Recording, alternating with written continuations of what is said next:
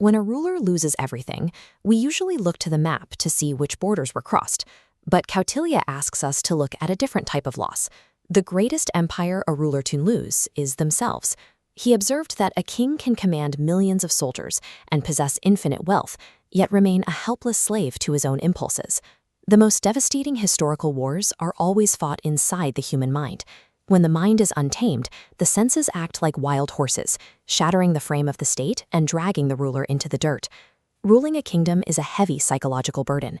It requires a stability that cannot exist if the ruler constantly reacts to internal chaos. Any king who cannot rule his own mind is already a captive. In that state, a physical crown is merely an illusion of power. Kautilya treated the loss of an empire as a predictable psychological failure. He diagnosed the ruler's mind with the same systemic precision he used to manage the treasury. His writings identify 6 specific enemies that lead to a total downfall: lust, anger, greed, vanity, haughtiness, and overjoy. He warned specifically about the danger of sensual cravings. These desires know no point of satisfaction. They inherently grow on what they are fed. Unchecked desires cascade from a micro-psychological flaw into a macro-political disaster.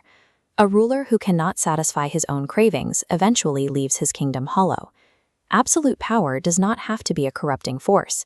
Instead, it triggers self-destruction whenever these 6 enemies are left unchecked. To build an invincible empire, Kautilya argued that you must first construct an impenetrable fortress in the mind. This is the core concept of Indriya Jaya, the total restraint of the organs of sense. Success depends on managing the 5 senses. Each input, sound, touch, color, flavor, and scent, must be filtered to prevent discrepancy in perception. This sensory barrier lets a king perceive harsh reality exactly as it is, stripped of personal biases.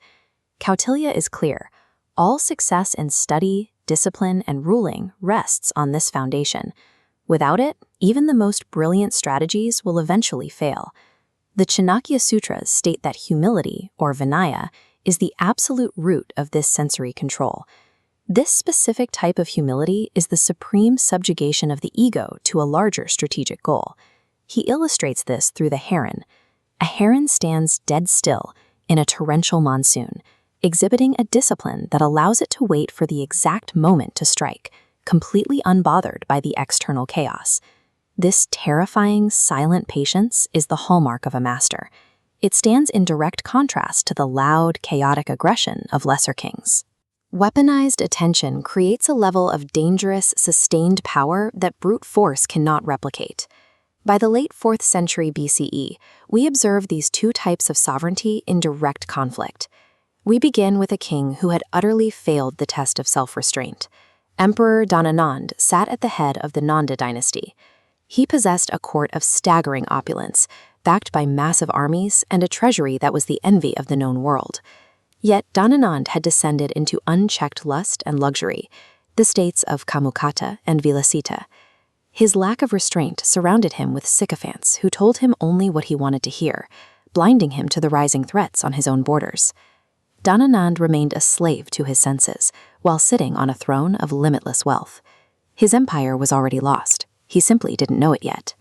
In sharp contrast to the palace, we find Chanakya in a simple mud hut, living a life of stark, ascetic reality. He possessed none of the traditional markers of power: no army at his command, no treasury in his hut, and no crown on his head.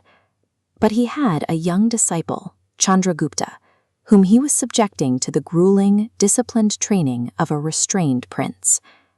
Using absolute self-mastery, Chanakya mapped out the downfall of the Nandas with emotionless precision. Because he perfectly controlled his own mind, he was equipped to conquer the world outside it. Mastering the mind was only the coveration phase. Now, Chanakya will weaponize that discipline to birth an invisible empire of spies.